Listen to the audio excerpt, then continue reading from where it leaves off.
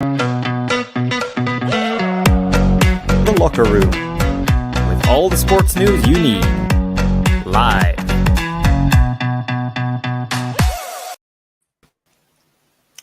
Just gone 5 o'clock in a very snowy, cold night, and it isn't Christmas Eve, but it's Football Eve because the football is back tomorrow. Well, it kicked off last night actually, but it will continue tomorrow as well.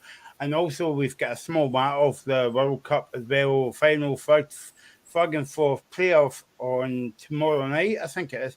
And the World Cup final on, fun enough, 3 o'clock, not an evening kickoff because of the time difference as well. So I'm joined by my two minders, Graham Duffy and the snowman himself up in Aberdeen, Dave Smith. Evening, Michael. I have to clarify something. You made a genuine error within a minute of the show starting. That is that we've had football in Scotland. Just remember that. We've had women's football and we've had Scottish Championship football. And I've thoroughly enjoyed being at Gayfield in the last couple of weeks. So I'll tell you that for nothing. And it's just been absolutely brilliant. So, yeah, Scottish Premiership football is back this weekend. I just wanted to clarify that, Michael, because a rival broadcaster of ours got a lot of criticism afterwards. So there you go. I'm just clarifying your error. Ah, right, okay. You can tell me in the chat who it was because I'm quite interested to know who it was. Anyway, we'll go on with the show. Graham, how are you? The Cinch is back, baby! Woohoo! Can't wait. Delighted. Although, after 3 o'clock tomorrow, if Hearts get beat, I might not be saying that, but I can't wait to get the Cinch Premiership back. Delighted.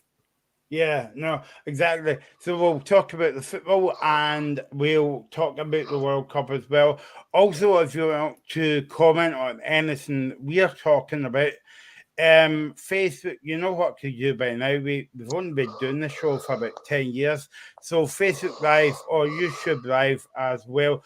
Don't forget, the World Cup's on Sunday, but we'll be on Sunday at the same time, between 3 and 5. Okay, let's maybe, I was going to say maybe dive into it, but it's a bit cold to dive in, so let's just get into it anyway. Before we come to the men's football this weekend, a story came out 2 hours ago, Dave, about the Scottish women's team is taking legal action against SFA over the pay. Yeah, and I can acknowledge and understand why they've done that because, oh boy, the men's side of the game has taken precedence and taken priority for a long, prolonged period of time. But I think now there's a lot more awareness of the women's game. There's a lot more of women's sport in general, and there's much more of an awareness with regards to how well we do as a nation in any matter of sport. I mean, we've had Caroline champions in Eve Muirhead. We've had Scotland football in the women's side of the game reaching the Euros and the World Cup respectively within the last decade. And we've also had the rugby side do relatively well as well. We've documented the rugby side in the women's game a lot, especially over the last year, especially since I've came onto the show. And I mean, I think it's the right thing to do from the players' point of view. Senior figures have came out, such as your Anne Cuthberts, your Caroline Weirs, your Rachel Corses. They've all came out and says, we're going external with this. We're going to the Supreme Court, and basically defending our corner. I mean, I just want to clarify something here just before the audience gets an inaccurate terminology in this. If you feature for your country, you do not get a wage from the SFA. You get what's called a player appearance fee, or you get a player. I don't know the full terminology and I don't know the full context, but you get a player call up fee or something, right? It's something along those lines. It's not a wage, right? It's a fee. And this is exactly, and just for clarification as well, this doesn't just apply to the women's side, this applies to the men's side as well, right? So if you're a Scottish men's team player and you feature for the national team, you get a player call-up fee, right? In inverted commas. It's exactly the same if you feature for the women's team. And if we don't know the full costs, we don't know the full formalities of this, but if a men's team player is picking up, for example, £7,000, whilst a women's team player is picking up £2,000, it's pitiful to say the least, because yes, they're getting fed and watered, yes, they're getting hotel, yes, they're getting accommodation, but ultimately, that's life-changing money if they can get anywhere near close. If there's a difference of £500, £300, the three-figure size, we're a lot more happier and we're a lot more content. But for me, the SFA have rested on their laurels a little bit. They've looked at the men's side of the game and went, right, we need to put all our priority onto them. They've been isolated from the World Cup scene for such a long time. They reached the Euros a couple of years ago and that was absolutely fine. But at exactly the same time, you look at it from a women's point of view, and we've achieved so much. We've achieved so much from the Rose Riley days where they were kicking a ball about in a Kunsel Park to now getting to the latter stages of European competitions and having a VAR missile away from reaching the knockout stages of the Euros. And also, fantastically, the World Cup, pardon me, a VAR missile away from reaching the knockout stages of the World Cup, but also doing fantastically well in the Euros as well, taking England all the way. So I think improvements have to be made, and I think the senior figures in the Scotland women's team have every right to come forward and express their concerns. We always speak about equality, not even in sport, but life in general and all that, and you think you're moving forward, but when you hear stories like this, it's moving back the way, and people shouldn't be cliquing any differently. No, exactly. I mean, you said before we started the show that you thought this would have happened years ago, and I completely agree. I've been working, so I only read the story about an hour ago. But they're quite right to do what they're doing. I think the women's game on and off the pitch has been very, very good recently. The Scotland women's game especially has been very impressive, and I think they deserve to get equal pay. You're playing the same sport. Doesn't matter what sex you are, you should still get paid the same. So I completely understand why they're doing it. I think they're absolutely right to do it as well. You should get paid equally in this, and unfortunately, it has been something that's happened for a long, long time, and it really shouldn't have got to this stage, but I completely agree with what they're doing and why they're doing it as well. Dave, I had away last year at Christmas time, we had a women's sports special on the locker room. Well, I think it was last year or the year before. And we were looking at women's sport for a whole hour. It was quite interesting. And we had Molly McGonagall on from Women in Sport. And I was asking the same kind of topic about if there's a pay gap as well. But also I was asking that was the women's game should be a professional sport, because as you know, it's not a professional sport in Scotland. And also down to the TV kind of games as well. Okay, we had a game last week against Hibs and Rangers, but to be honest with you, it only took them about 10 years to recognise the women's game on Sky from Scotland, my personal view on it. So again, every time we come on the show, we speak about SFA versus VR as well. But again, this is more embarrassing for the SFA. I get what you're saying, right? I'm going to start things off here by saying that I can thoroughly understand why the media didn't go out and cover games, let's say 2005 onwards, because when you look at Glasgow City as a genuine example, they were pumping teams 10-0, 14-0, 9-0, 8-0. That's not a good look for Scottish football, and it's not a good look for Scottish women's football. That's improved as time's gone on, right? But even still, 5-6 years ago, you were still getting Glasgow City pumping teams 5-0, 6-0, 7-0, 8-0. Again, not a good look. Hibs played Motherwell in the Scottish Cup final a few years ago, and Hibs won that 8-0.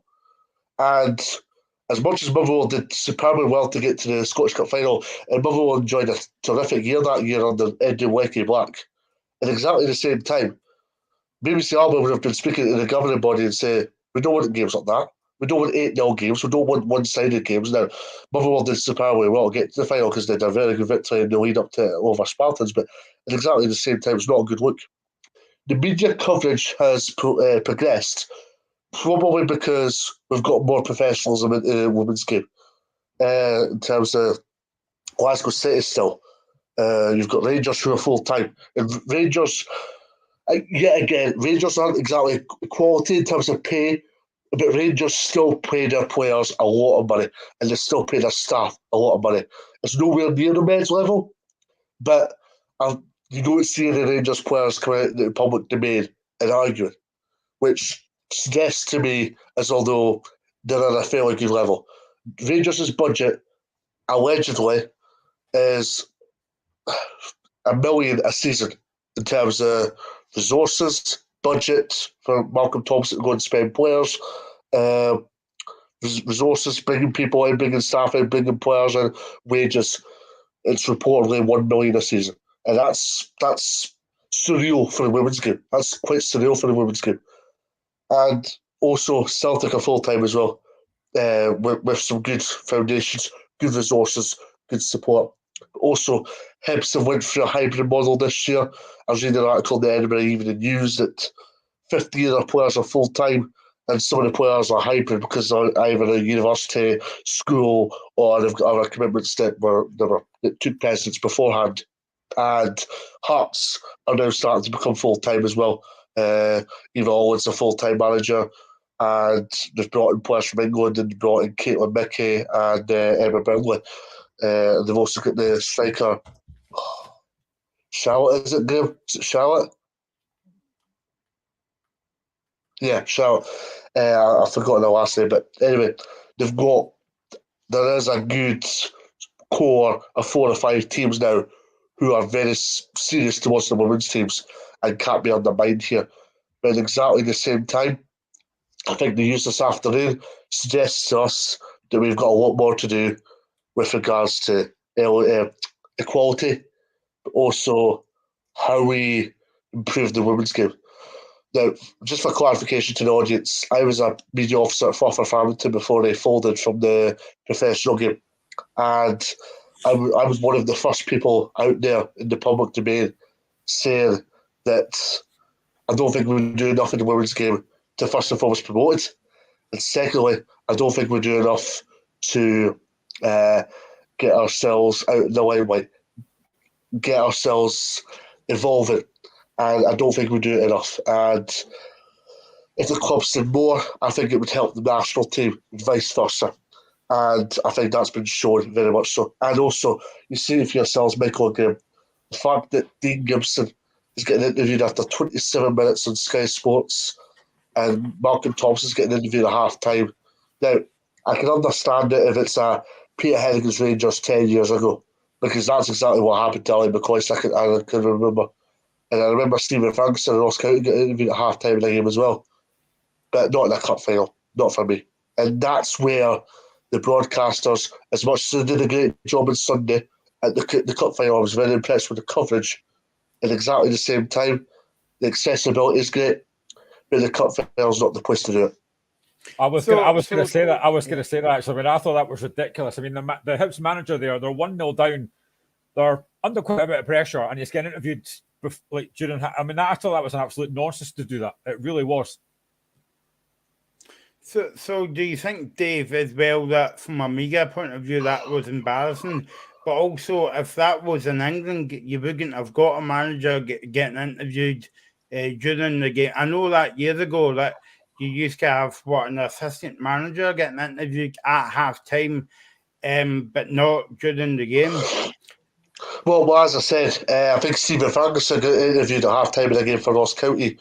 And Ali McCoist got interviewed at half-time in the game as well when Walter Smith was in charge at Rangers, which I find very surprising to say the least. But as Graham said there, Rangers had a chance. Obviously, the shot went wide. for me, that's a perfect opportunity for Dean Gibson to encourage the team or pointers to players going, Notley, get higher, get higher, get higher. It's an opportunity to do things like that. It's an opportunity for Dean Gibson to go, Ellie Adams, get in front of the defender, be a bit tactical. He didn't get that opportunity to do that because Sky Sports took precedence now. Always the Sky Sports Cup. But at exactly the same time, I think Sky Sports should be having a line with the clubs. It's great the accessibility is in the women's game. And a lot of people in the women's game will watch this and go, oh, he's being critical towards the women's game. I see a lot of that in the women's game, unfortunately. But at exactly the same time, a lot of people push for equality to the men's game. Act the same way as the men's game. And we're laughing. What I will say is, see if you look at the last 2 weeks, you've had Hibs against Hearts on TV that had a massive attendance at Easter Road, and you've had the SWPL Cup final as well. Again, really well attended and on TV. Those things are really good for the women's game. But for me, sticking a microphone in front of a guy who's under a bit of pressure during a game, I thought was just ridiculous. And it shows me how TV companies like that are taking the football that they're not they'll say that again. They're not taking it seriously enough, because if the manager was under pressure, or maybe if he was winning 2-0, you wouldn't see that at all in the men's game or the women's game at all. So I mean that just showed you, Dave and Graham, how serious they are taking the game. Can you imagine doing that at a Celtic Rangers Cup final? I mean, it's great that a high broadcasting corporation such as Sky Sports are covering women's football. Oh, yeah. Good. In terms of England, they've obviously had a lot of coverage up there, and it's been very well received. Yeah. But as I said, act cooperatively, but at exactly the same time, act with the same interests that you would in the men's game. Yep. No, exactly. Yeah. I mean, I'm not disagreeing with you, Dave, but I mean, what I would say was leave the interviews till after the game or at half time or before the game, not during the game. One thing I didn't understand either was Dean Gibson's beside Marky Thompson before the game getting interviewed.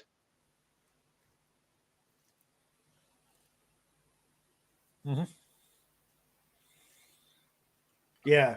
I know, yeah. You would think they would speak to Malkin's gig of his assistant manager, but there you go. So, okay, well, we'll probably come back to this story again, and we'll probably get Maureen on next week or something like that to speak about it, or somebody from the women's game. Let's move on now to speak about the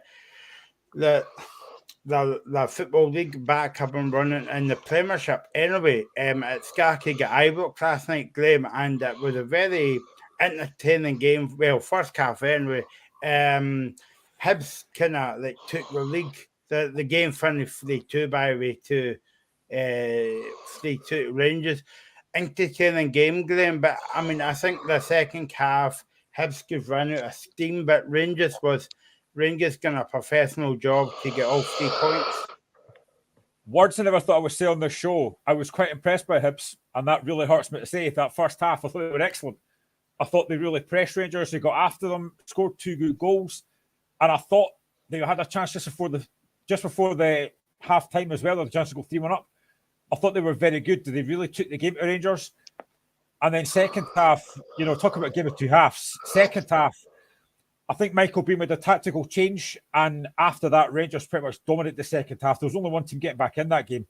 And once they get back to 2-2, and then Morelos scored straight after that, Rangers were excellent second half, but the first half, I didn't think Rangers were that great. I don't know what the issue was, but to be fair to Michael Beale did change it. He made that tactical change and it did work. But for that first 40 minutes, I thought Hibs were excellent. I thought they were very impressive and probably deserved to be at least 3 or 4 up, to be honest. And of course, who would get the first goal as well? Ryan Porteous. It had to be him, didn't it? Yeah. But yeah, I mean, second half, Rangers were very good and dominated the game and deserved to win. But that first half, I thought Hibs were very impressive. Yeah. I mean, you took the words out of my mouth there, Graham. I mean, the man of our moment, Ryan Porteous, came up and scored a brilliant goal. You would have to say. Yeah, it's a great header. Really good corner kick and a great header. Where the Got market well. was, where the market was, I've no idea. But it's a great header, and it was what Hibs deserved at that point because they had started the game very well. And I have to say as well, credit to Hibs as well, because when Sakala equalises, they don't feel sorry for themselves. They go straight up the pitch and score. Kevin Nisbet, great to see him back. Poor defender for Rangers though. But as I say, second half, I thought Rangers totally dominated. I thought Hibs, they fell out the game a little bit second half. They weren't quite as good in the second half. Whether that was about Rangers pressure, whether Hibs just dropped off, I don't know. But second half, they were nowhere near as good as the first half. But you've got to give credit to Rangers because they did change it. Marek Tillman, I thought, was excellent. Morelos gets his goal. Again, Tillman makes it. But yeah, Rangers second half were very good. But I think if you're Michael Beale, you've got to be thinking there's maybe issues I can maybe solve from that first half, because against a better team, they wouldn't get away with the chances that Hibs had in that first half. Dave, Michael Beale says after the game, it wasn't a good performance. It was a decent second half. Overall, we need to improve Tuesday for the game on Tuesday night. Yeah, I mean, first half wise, it just wasn't good enough for Rangers. I mean, Ryan Porteous gets the freedom of McGovern in order to go and open the scoring. Fantastic header from Porteous, but a lot of time. And I think if you're going to blame responsibility on one player, I was having a look at it at half time, and I was in the pub watching the game last night, so thankfully you didn't get to hear the pundits, so I didn't get to see what they were saying on the game. But looking from the outside, looking in, it was a good ball in. It was a great ball into the box. But for me, if I'm gonna blame one player, it's Ryan Jack, because Tavernier's screaming at Jack as soon as that ball goes in the back of the net. I mean, Ryan Jack doesn't pick up Porteous, and Porteous goes bang into the net. Thank you very much. Hibs 1-0 up. And then Nisbet, good ball down the line. Obviously, it deflected off one of their players, and the ball came to Nisbet, and a very composed finish by Kevin Nisbet. And Rangers did show a reaction. And I was speaking to a couple of mates at half time last night, and I was saying that Rangers had a lot of possession. I think Sky Sports had a stat out that Rangers had 84% possession in comparison to Hibs' 16 in the last 10 minutes of the first half. But you got the feel that Rangers were lacking a little bit of courage. They showed resilience, and that's exactly what they had to do. But they lacked the character, lacked the courage, and that was what was their downfall a little bit. But second half, they were a little better. They made the tactical change. And what I will say is Rangers did obviously play a little better, got the win they desired, and they were missing a host of key players last night. No Connor Goldson, he was obviously rested because obviously he's not 100% fit yet. Joe Watch was obviously ill still. Leon King was ill, and I don't think last night was far from the finished product. I still think Michael Beale has a lot of questions to answer from a Rangers point of view. I don't think we'll get to see the full proximity of how they can evolve or how they can play it. A lot of their play was innocuous, and yeah, it's going to be interesting to see how they get on. I think Pretoria and Tuesday will answer a lot more questions for us in regards to Rangers, because they've got a venue that's notorious for Rangers, a venue that's hostile, a venue that's not exactly the greatest, a venue that carries a rivalry. Obviously, Celtic and Rangers have their rivalry, but if you take that out of the equation, Aberdeen against Rangers is a rivalry within itself because of past misdemeanours. So it's going to be an interesting one. I mean, it's a busy period coming up for Rangers. They've got Aberdeen and then they've got Ross County. That's arguably two tough away fixtures out with a Celtic.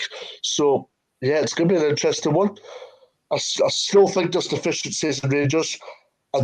I think it was the right call not playing Connor Goldson last night. Leon King obviously not playing due to well-documented reasons, but I can see why he didn't play Connor Goldson, because it would have been very easy for Michael Beale to start Connor Goldson in those circumstances last night and him being out till February, just to give you a timescale.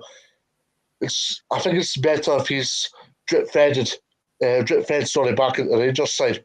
because if he could do that, then it's a lot better for everybody concerned. But I thought Morelos looked very hungry last night. He looked very enthusiastic, showed a character about him. Something that we've been lacking in their Geo a little bit.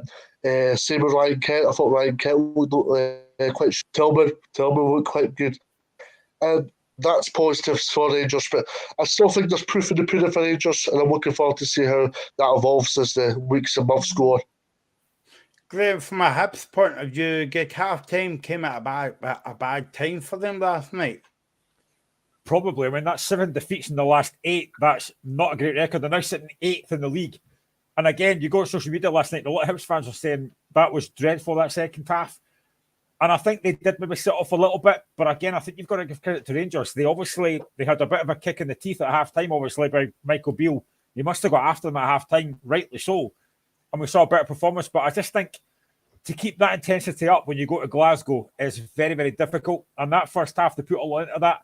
And I just think I said before, they had that chance just before half-time to make it 3-1. If that goes in, it might be a different game. I think the Ibrox crowd gets really deflated. I think they get on the players' back. It could be a very different game.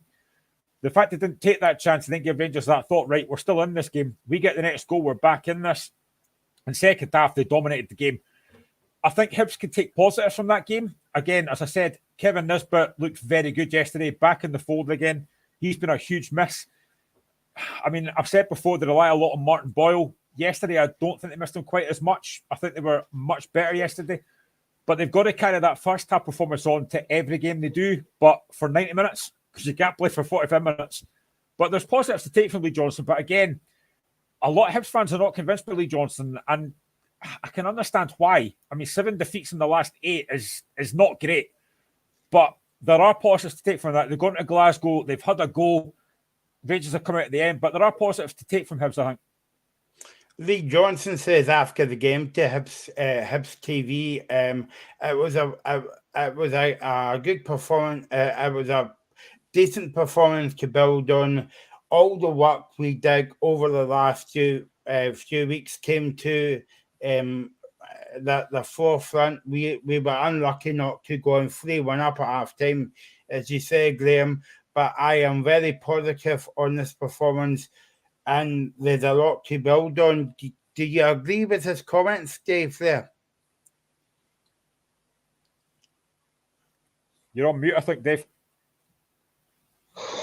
I do to an extent. I mean, 7 defeats out of 8 is not a great look for any side, and Hibs is very much in that bracket.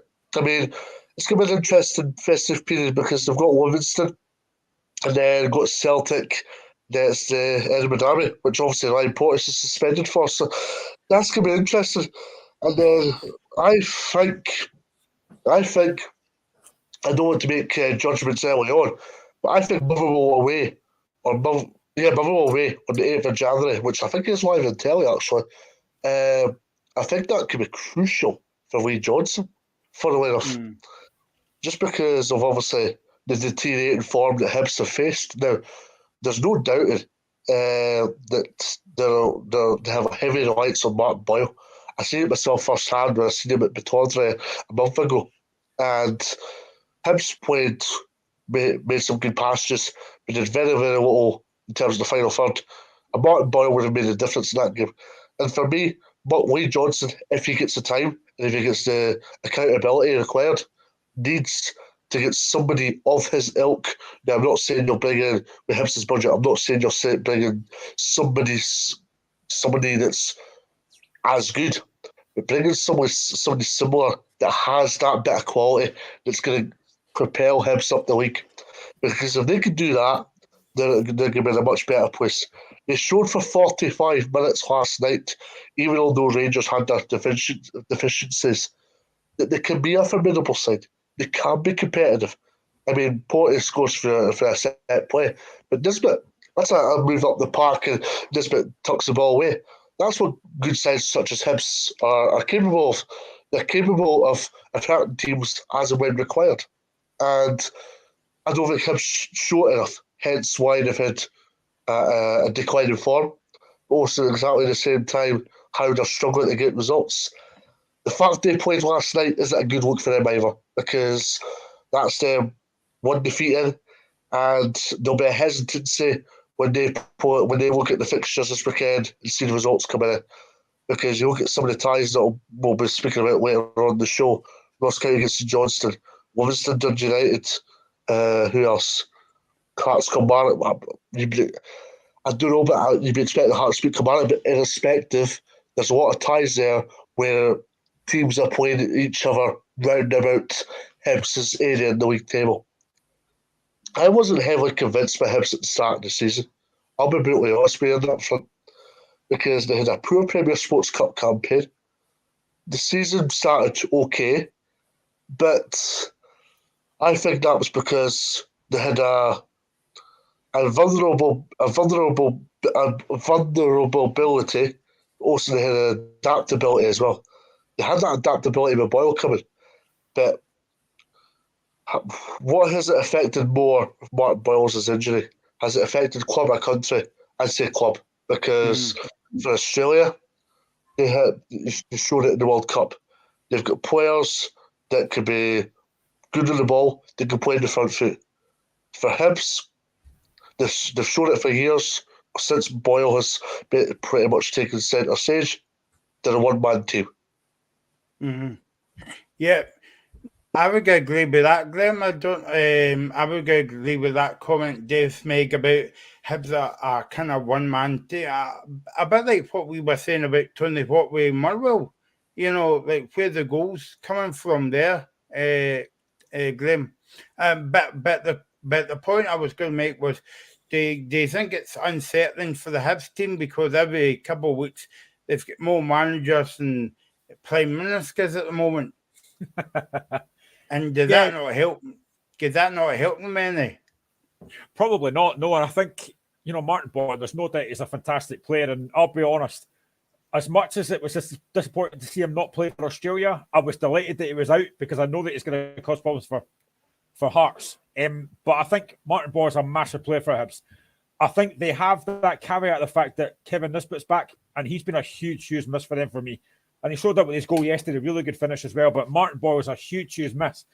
Now, I know there's a lot of games to come. I know that, and I don't want to focus on these, but I'm gonna.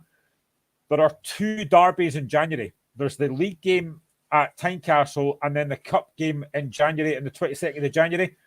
I think that's going to define Lee Johnson's future. That's what I was going to ask. How big will these derbies be for Lee Johnson in that case? Yeah, my mate was actually making a very similar point to what you've just made there, Graham. I think they're vital, because if you cash out the Scottish Cup, it's not a good look, but especially to your rivals, that's especially not a good look. If you look, and then obviously Hibs do not want to be further down the league table, because Hibs, on their day, are a top 6 club, right? But they're not showing it in terms of form. And exactly at the same time, from a Hearts point of view, Graham, Robbie Nielsen gets unjustified criticism based on the fact they got beat by Hibs in the Scottish Cup, and Hibs ended up winning the Cup. And hence why Robbie Nielsen gets criticism from sections of the Hearts fans. So it wouldn't be a good look at Lee Johnson at all if he was to get beaten by Hearts. Yep. No, I'm actually glad you mentioned that, because see, last night I went on social media, right, and there was actually a couple of Hearts fans. See, after that first half when Hibs were 2-1 up, I saw a couple of Hearts fans saying Robbie needs to go. Hibs have had to go at Ibrox. We don't do that. They ended up getting beat. But that's the thing. They weren't even playing last night, and there was Hearts fans saying Robbie has to go. That's just the way a lot of Hearts fans are, unfortunately. So as for Rangers, Dave, I take it you'll be going to a game on Tuesday against Aberdeen. I'm hoping it, yeah. Yeah, massive game for Rangers. Massive game for Aberdeen, because, Aberdeen's been unbeaten at home this season, albeit they've got a game against Celtic tomorrow. We'll speak about that in a minute or two. But, and this is going to be Michael Beale's first away game as Rangers manager. Yeah, to tomorrow will take paramount importance for Aberdeen first and foremost. But for Rangers, I mean, if they can go into this one and come out on top and come out victorious, it'll be a good result from Rangers' point of view, because Stephen Gerrard's actually had a pretty decent record up at Aberdeen, funnily enough. I mean, it's notoriously a tough place to go, but Stephen Gerrard had a pretty good record. If I remember rightly, I might be horribly wrong here. I think he only got beat once. He got beat in a semi-final by Aberdeen, but I think he only got beat once at Pittodrie. He had a couple of good scorelines there. He won 3-1 at Pittodrie. That was the game in which Jermaine Defoe scored. I think that was his first away appearance. There was also a couple of draws in there. The COVID-plagued season in which they won the title, hands down and unanimously. They won that 1-0. So, yeah, I mean, when you look at that, I mean, Rangers will be fancying their chances, but at exactly the same time, know that they're going to be up against that a good quality Aberdeen side who are improving under Jim Goodwin season upon season, and it's going to be an interesting one. And Aberdeen must be a decent side before Hearts chief executives are speaking about Aberdeen to a broadcast rival. So, yeah, when you look at it, I mean, you look at all these scenarios and say it's going to be a hard task for Rangers. But if Rangers can get 6 points in the north and east of Scotland within the next week or so, it'll be a good week for Rangers. I was just going to ask, right, Dave said something earlier that's just got come to my mind there, and he talked about like Ryan Kent and Morelos looked a lot sharper and hungrier yesterday. Does that say more about them or Van Bronckhorst? Because they never did that under Van Bronckhorst. So who does that say more about? If they're working harder under Beale after one training session? I think it's more Van Bronckhorst, if I'm going to be honest with you, because I seen it myself firsthand, because I covered Dundee against Rangers back in February, and Giovanni had been 3 months into his tenure there when things had been going well for Rangers at that time, because they'd had, well, that game was 3 days after they went to Dortmund and won, right? And you look at that. There was an enthusiasm about Morelos, but also about Ryan Kent as well, and that was the thing. I think it's more Van Bronckhorst because things had began to get a little bit stale with regards to obviously Van Bronckhorst and results deteriorated. So I think it is more Van Bronckhorst than it is players, if I'm honest, because I'm a big believer that you need a good manager in order for a team to be successful. Sometimes good players in the park can get you over the line, and a bit of character can get you over the line. But good managers ultimately get the best out of players. Well, you just said that, Dave, about Morelos scoring a goal, and you said he was looking a bit sharper last night. So it has to do with Gio, you know.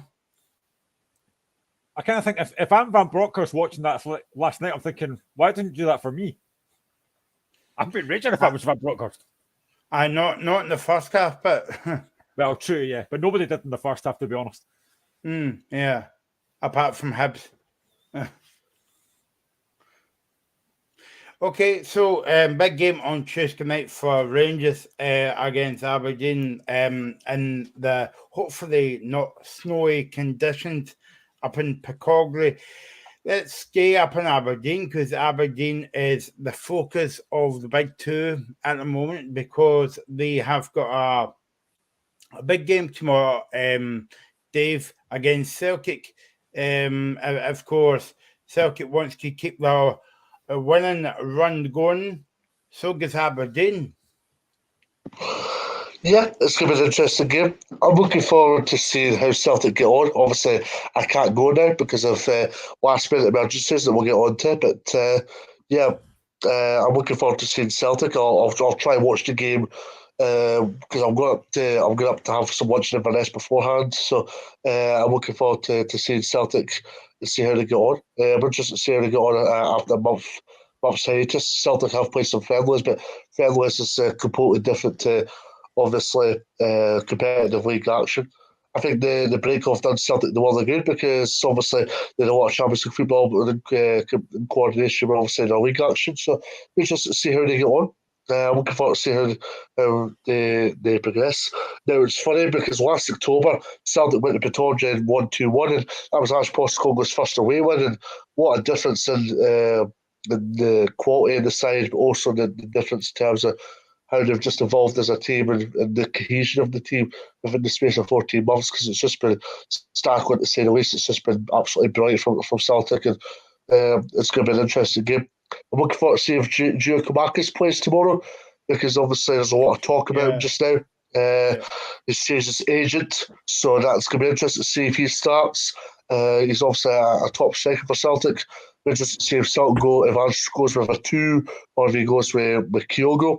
If there's any Celtic fans, also get involved in this show and give us your thoughts and ideas. But I'm looking forward to seeing how Celtic evolve.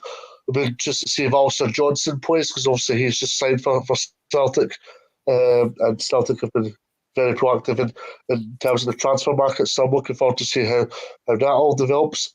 But also from Aberdeen point of view, Aberdeen have been a fortress at Pittodrie, and it'll be interesting to see if they can be competitive tomorrow. Jim Goodwin's had a couple of games as Aberdeen boss at Ibrox and Parkhead. I don't think he's actually managed at Pittodrie against one of the Glasgow Twos, so this will be a first for him. First in terms of atmosphere. The Aberdeen fans give him a lot of noise, but at exactly the same time, I'm interested to see how he gets on in that regard. So, yeah, I think it's going to be an interesting one, but at exactly the same time, I think Aberdeen going into this with a fresh mindset. Jim Goodwin's been obviously watching a lot of World Cup games, as well have Ange Postecoglou, considering his native Australians did very, very well in that. So they've both learned a thing or two out of that. And it's going to be an interesting one. It's going to be an interesting game, and I'm looking forward to see how this one goes. And I think the next week will give us a good estimation as to where Aberdeen are at just now, because they play Celtic and Rangers, 2 extremely tough games. I've been very impressed with Aberdeen so far, because I think I saw them against Hearts, Motherwell and Hibs, Dave, all at home, and they've been impressive, Graham. Yeah, they have, especially at home. They've been absolutely fantastic, and I expect it to be a difficult game tomorrow. I do think Celtic will win, because I think they've just got too much quality. But listen, Aberdeen are a very, very good side, and I think they are going to be right up there for third place. Hopefully, we won't beat Hearts to it, but I think they will be up there. And I've been, I talk about him all the time, but Majowski has been fantastic. I'm a massive fan of Leighton Clarkson. He's been a great signing for Aberdeen. I think Duke's been really impressive. And they look decent defensively as well. So Aberdeen have got a lot of positives. And I think they will give Celtic a very difficult game. It's always hard to tell after a break how teams are going to get on. Are they going to be rusty? What are they going to be like? But I do expect it to be a decent game tomorrow. And I think if Aberdeen are going to have any chance tomorrow, I think they have to score first. But as I say, Pittodrie's been a bit of a... Nobody's found it easier this season. I think we only lost one game at Motherwell, I think. It's a very difficult place to go. Jim Goodwin's got to play some really good stuff as well. So I do expect it to be a hard game tomorrow, but I just think Celtic might have a little bit too much quality. And I don't know if Maeda's back after his World Cup escapades, but, I think Celtic are such a strong squad. And I think they will probably be a little bit too strong for Aberdeen. How big a boost would it be to Celtic, the Celtic fans, to have Callum McGregor back in the team? Oh, it'll be huge. I actually don't think they missed him, though, as much as I thought they might do. They've managed to get along without him. But listen, McGregor's a fantastic player. He's a leader. A lot of folk were thinking, could he take that leadership band away from Scott Brown? And he has done. He's been brilliant. And he has been a miss. But I don't think it's been as much a miss as people thought. I think Celtic have got plenty of quality in there. But having him back will be huge. He just brings that leadership quality. See, he will be a massive, massive bonus. But, I'm excited for this game tomorrow. I think it should be a decent game. I think it'll be a very difficult test for Celtic, but I just think the quality they've got going forward, I just think they might have a bit too much for Aberdeen. Dave, Andy Postecoglou was saying today at his press conference from Celtic TV, we are back, and we are ready to get going again. We won at Aberdeen twice last season. But it was a tough game, but the home form is good, but our away form is even better.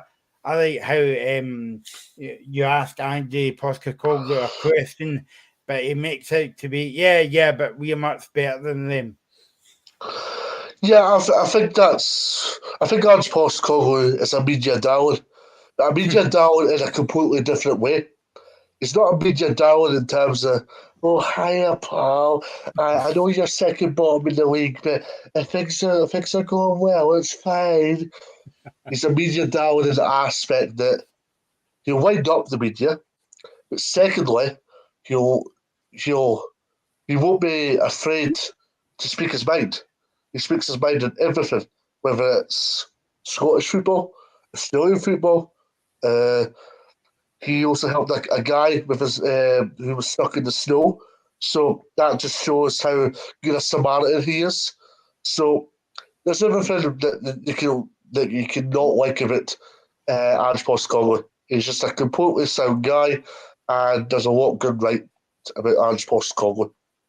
And yeah, he's got every right to hype up his team because Celtic is in such a very good place right now. 9 points clear. Now, it's important not to be complacent, but exactly at the same time, heading to Christmas, that's a very healthy lead to be having prior to the football resuming from a Celtic point of view. They knew we got a helping hand from Hibs last night, but it didn't turn out to be. Graham, how impressed have you been by Haksabanovic this season? He won the Player of the Month award for November. Yeah, it's been really good. I think when you come into a club like Celtic, you've got to hit the ground running, and it can be a difficult place to be. But I think he's been excellent. You know, he's got himself a few goals, he's a few assists as well, and he's looked very impressive.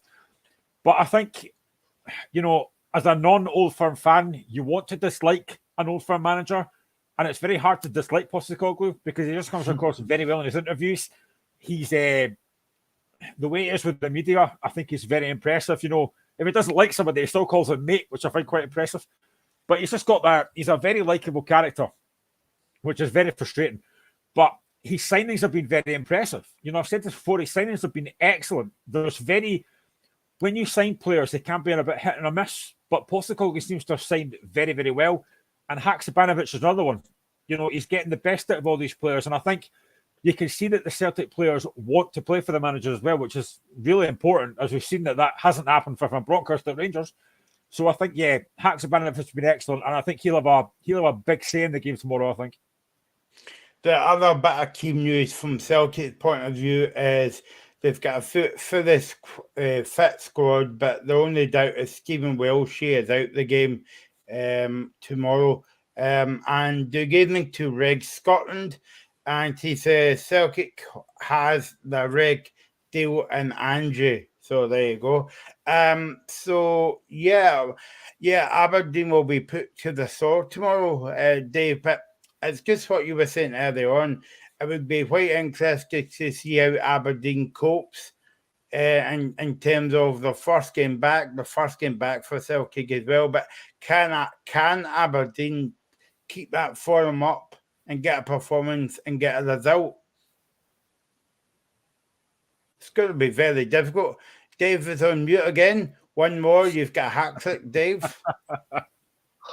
Yeah, I was just busy trying to not listen to your noise.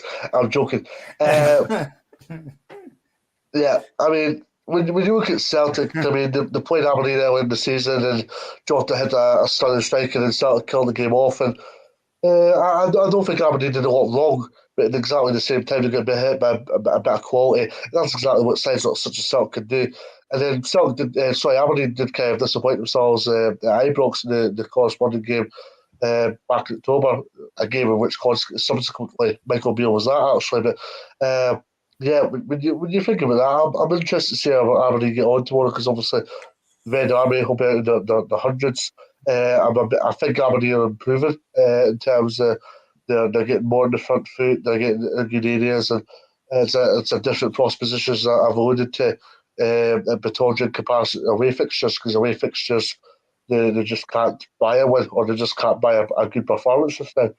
And I mean, this is where it gets interesting for me because you're up against a side that are gunning to obviously try and win the league and a side that are going to be a very strong side this season. So it's going to be interesting. It's going to be interesting to see how Aberdeen approach it. It's going to be interesting to see if Aberdeen do go on the front foot or if they're a lot more resolute. It's going to be interesting. But there's a lot of dynamics that I'm looking forward to seeing how it all evolves tomorrow. Aberdeen manager Jim Goodwin is urging his players to rip up the record books for tomorrow's game against Celtic, because Graham, it's quite hard to believe that Aberdeen's not beat Celtic at Piccoli for 7 years. Red Scotland says Aberdeen are my 13 behind Celtic and Celtic reserves. Love the Dons. Well, he's getting banned for the show if it's not a jambo. Only joking, Red Scotland. You're a welcome addition. No, I think it will be disappointing. I do expect Aberdeen to have a go at Celtic tomorrow. I think they've got the quality to do it. As I say, Majowski, Duke, Clarkson, they've got a lot of quality. So I think at home, as I say, Aberdeen have made Pittodrie a fortress. So I do expect them to have a go, as I do expect them to have a go against Rangers as well. But yeah, the record hasn't been great. And I don't think that'll change tomorrow. I think Celtic will win, but I just think this Aberdeen side have something about them. I've been really impressed with them. I think Jim Goodwin's a very, very good manager. And I do think Aberdeen will give Celtic a very difficult test tomorrow. But I just think Celtic have just got a little bit too much for them. Yep. So I'll be interested to see the game tomorrow. And because it's two big games coming up for Aberdeen, so it's going to test the squad, Dave, because after tomorrow's game, they've got a few games before Rangers comes up, another difficult game. So it's going to be a big test for Jim Goodwin and the Aberdeen squad. Well, I mentioned that 5 minutes ago, so I'm not going to comment any further on it. Yeah, no, exactly. It's going to be an interesting few days for Aberdeen and an interesting few games for Celtic and Rangers as well. Okay, so that's the 12:30 game on Sky tomorrow. Let's move to Edinburgh, because Graham is itching to speak about his beloved Hearts. They're back in action against tomorrow now, against Kilmarnock at home. Now, on paper, this looks an easy win for Hearts, Graham. But as you know, that you done a show, a couple of weeks ago against, what was it, Motherwell? I can't remember the game. Livingston. Yeah. And Hearts just won that game by the skin of their teeth. Now, Kilmarnock is fighting for their lives at the bottom of the table, so it's going to be a very difficult game for Hearts tomorrow. I don't know if you know this, but Hearts haven't beaten Kilmarnock at Tynecastle since 2016, which is horrendous. So our record is not great against Kilmarnock, and we've played them twice this season at Rugby Park. We drew 2-2, that last-minute goal from Atkinson, and they knocked us at the League Cup at Tynecastle. So, as you say, on paper it should be a game that Hearts should win, but I'm not overly confident because our record is awful. But I go back to Aberdeen Celtic game. It's difficult to gauge how teams are going to do after this break. I hope that Hearts will play on the front foot. They'll have I think it's a sellout tomorrow again, which is fantastic after a break like that. We have quite a few players out. You know, Kyle Rowles is suspended anyway, but we'll hopefully have Atkinson and Devlin back for the World Cup. Obviously, we've still got long-term injuries of Benningham and Liam Boyce, who today has signed a new extended contract to 2024, which I'm delighted about. I still think Liam Boyce is one of the most underrated players at Tynecastle, which I find mental given what he's done. But yeah, it should be a game that Hearts should win. And I just hope we play on the front foot. We need to get a decent start to the game. I say this every time on the show. We have to start the game well. If we start on the front foot and start well, the crowd will get behind the team. So yeah, we have to start really well. But it will be a difficult game. I mean, I don't want to jinx this now, but I don't think Kilmarnock are particularly great. But they seem to cause us problems this season. So that needs to end tomorrow.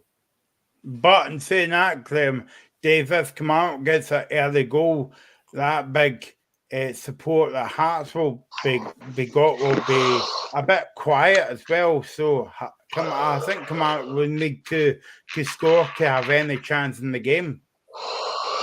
I'm interested to see Kilmarnock tomorrow, in all honesty, because obviously they've not had a great start to the season.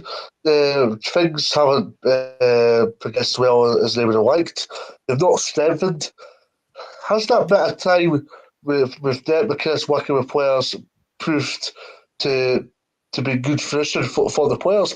That's something I'm very much interested in, because when you look at Kilmarnock, I think they're a hard working side. I think they're a side that bring a lot of energy, but they just lack a goal scorer. They lack when Kyle Lafferty is not playing due to his previous misdemeanours, I just think they lack something in front of a goal. That's the thing that goes against for me. I mean, they can take a lot of courage and a lot of encouragement from obviously winning the Premier Sports Cup, and that could be a good springboard for Kilmarnock. But I think there's a lot of pressure on the Kilmarnock players, except for I think there will be internally from the management team, because they've got a big semi-final coming up next month against Celtic.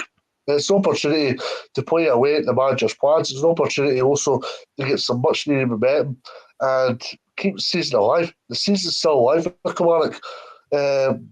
They can be a bottom six club all they want, but at exactly the same time, the biggest game of the season is in a month's time.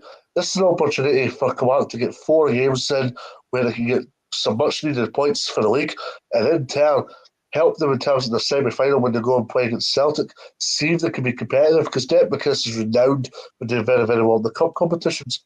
And it's going to be interesting to see how they get on. I mean, like Daniel Armstrong has came in and done very, very well. He's going to be a massive player for tomorrow for Kilmarnock. If you were to ask me, or if I was a betting man, I would put my money in Hearts, but I'm interested to see how Kilmarnock get on. Graham, news from our colleague Barry Anderson from the Edinburgh Evening News. Probably you've not heard the story because it's just came out about 5 minutes ago. Hearts are interested in loanee Callum Patterson from Sheffield Wednesday. To be fair, that came out of last week as well. I've had this conversation with a few mates. I probably would take Callum Patterson back. He's 28 now, so he's learned a lot from when he was at Hearts the last time. He's got a lot more experience now. He's a versatile player, can play right back, can play right midfield, can probably play up front as well. So I would, if we could, I would take him back. I think he loves Hearts. I think if he had the offer, he would walk back to Tynecastle. So I wouldn't be against that. I think it would be a decent signing, but I do think we need a few more signings in January. I said this, we need another striker for me. I think we rely a bit too much on Lawrence Shankland. Stephen Humphries is getting back from injury. I think we need another midfielder. I'm really not impressed by Orestes Kemurtsoglu for me. He's far too negative in his passing. I don't know what he does, to be honest. I don't know what he's good at. And I think we need another centre-back, because obviously we're getting Halkett back, we're getting Kingsley back, but we are still lacking a little bit there. Toby Sibic, who I've not been a massive fan of, has done okay recently, I'll be honest. He's been all right, but I think we need another centre-back. But yeah, I think if we get Callum Patterson back, I wouldn't be against that. It's a decent signing. He's, as I say, when he was at Hearts previously, he was a decent player, and I think he'll learned a lot in the last number of years. Dave, if you were Derek McInnes going into the game, would you say to your players, like, we need to start winning games? It's no much point in picking up points. We make 3 points every game from now until the end of the season, or else. And Dave's done it again. He's got a hat trick, being on mute. Well done, Dave. I mean, Kilmarnock were utterly abhorrent at Paradise against Dundee United before the winter break. They were just pitiful. Dundee United scored 4 in the opening period, normally won the game fairly comfortably in the end. And you got the feeling then that Kilmarnock were up against it. Because Kilmarnock won that game, there'd have been a bit of a comfort zone, a bit of a cushion between Kilmarnock and Dundee United, because Dundee United were very much struggling. But at exactly the same time, you look at obviously how things have progressed from there on, and say to yourself, Derek McInnes is experienced. He's experienced in the Scottish game. He's been at both ends of the table. He's been in the Championship, as we've obviously known about. And it's going to be interesting to see how he gets on. I think it's a big game for Kilmarnock tomorrow. And that's the thing for me. I just don't think Kilmarnock are winning too many big games. The money for me is they've got a lot of big games coming up. Aberdeen will be due shortly. Celtic and Rangers will be due shortly. And then they're playing Hearts, who are arguably the third best team in the league right now. So there's a lot of big games there, and a lot of games where you're looking at it and going, it's hard for Kilmarnock to go pick up points. Derek McInnes said to Kilmarnock TV today that he is looking forward to the game, but going to be a difficult one. But we may get a positive performance and good result. Now, if I was a Kilmarnock fan, Dave, I wouldn't be worried about the performance at the moment. I would be more concerned about getting 3 points. Yeah, and the thing is that Kilmarnock aren't exactly playing well, but still getting results. That's the depth of this methodology. Sometimes Kilmarnock will not play well in games, but still get results, and that's the mark of a man, and the mark of the calibre of manager that Derek McInnes is, because he's a top manager, and the fact that, because let's be honest, when you scale it back and look back at the Championship, and it not been for McInnes coming in and bringing in his own players and bringing in his own identity, I think Arbroath will win the Championship last season. I'll be brutally honest on that front, because let's be honest, there was a difference in mentality and a difference of strategy from Tommy to Derek. Now things haven't progressed the way Derek would have wanted it to this term, but exactly the same time. I don't think Derek McInnes was backed enough in the transfer market. He relied heavily on young players coming in and loan from English clubs such as Aston Villa, and Jordan Jones has been a bit of a flop in his second spell at the club. He had a great first period, but that was the second spell. It's deteriorated and things just haven't progressed. So this is why I'm interested in seeing come out tomorrow, because there was a lot of good play in terms of Kilmarnock, but performance preceded results, and that was what hurt Kilmarnock the last time. How big a bonus would it be for Kilmarnock to, because there's news coming out of Kilmarnock that they've to get a training ground as well? How big a boost would that be for the team and the squad? And the club, maybe? It makes a massive difference to the club. I mean, there's been a lot of clamour for synthetic pitches or synthetic 4G surfaces. But in my honest opinion, out of all the teams that still have artificial surfaces, I think it's only Livingston that are used to it. Nobody else is. I mean, you look at Hamilton, they've been relegated in the last few seasons, sort of currently sitting bottom of the Championship. It'll be interesting to see how this all progresses. Obviously, playing at Rugby Park, but alongside getting their training ground as well. We don't know the full formalities of it, but it looks rather interesting because there's a couple of five-a-side pitches. There's obviously going to be a couple of 11-side pitches to help Kilmarnock in their pursuit. It'll help the community, it'll help the youth academies, it'll help the women's team, and I think there's a lot of good right with it. But also, it's been funded by one of the directors, and obviously it's hard to get much needed income during these times. And this is the thing. This is why Derek McInnes will be under a tinge of pressure, because Billy Bowie is obviously funding this. Also, Derek McInnes has the highest budget of any Kilmarnock manager ever, and that just tells you everything you need to know about how serious Kilmarnock are taking this, but also how they see something brewing in Derek McInnes, because they know the job he's done before. They know how successful he's been in football. They know how successful he was with Kilmarnock last year. They know that they didn't work with they worked with a big budget at Kilmarnock. Let's be honest, the work with players such as Kyle Lafferty. Kyle Lafferty single-handedly guided Kilmarnock to the Premiership. Now, due to previous misdemeanours, he's not been the same figure this time around. But I'm looking forward to seeing Kilmarnock just in that aspect as well, to see how they've evolved, to see if they've played a different structure, and see if they've got the adaptability with the lack of form in Jordan Jones and with Kyle Lafferty currently isolated. It's back to what you were saying earlier on, Dave, when we were talking about Hibs. Do you feel as though Kilmarnock is a one-man team again with the likes of Kyle Lafferty? I wouldn't pinpoint that towards Kilmarnock, no, because if you look at Daniel Armstrong, in particular. He's some very good performances for under Derek McInnes. I think he's grown and developed a fantastic Premiership player under McInnes.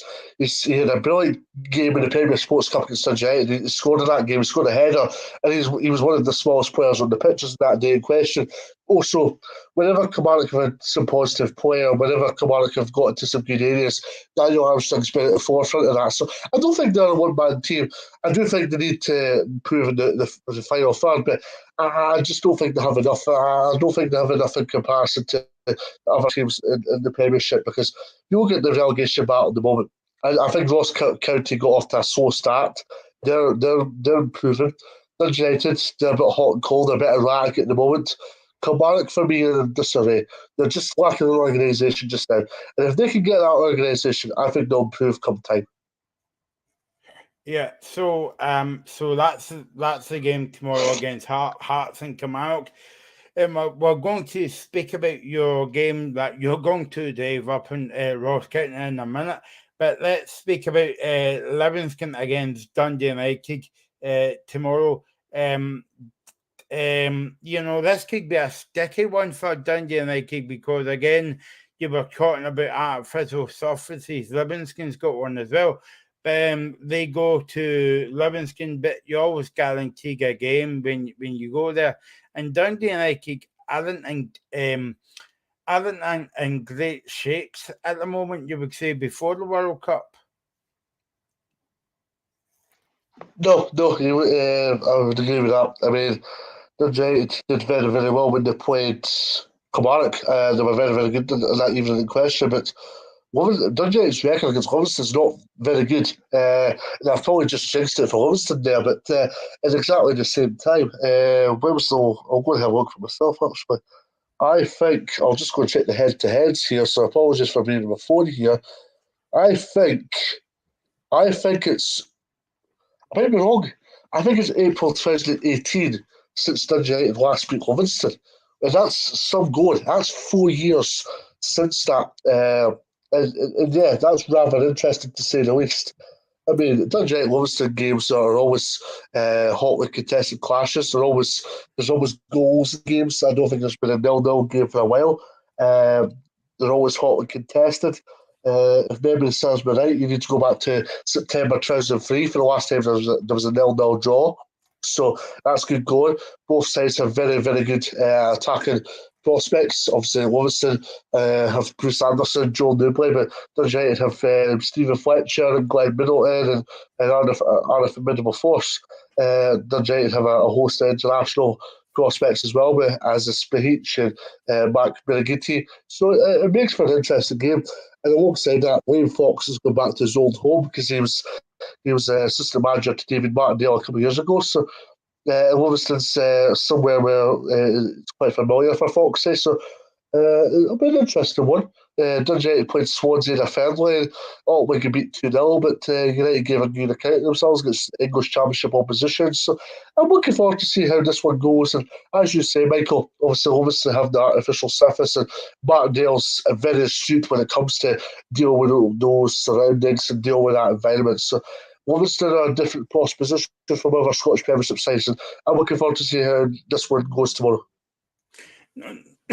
Not that I like to see any manager losing their job, Dave, but if a vacancy comes up in the top league, maybe in a few weeks or a few months' time, do you think we should put David Martindale into the mix? Because you saw before that when jobs comes up in the Premiership, David Martindale's name's not been mentioned. Now, I don't know if it's because of the size of the club that he's at.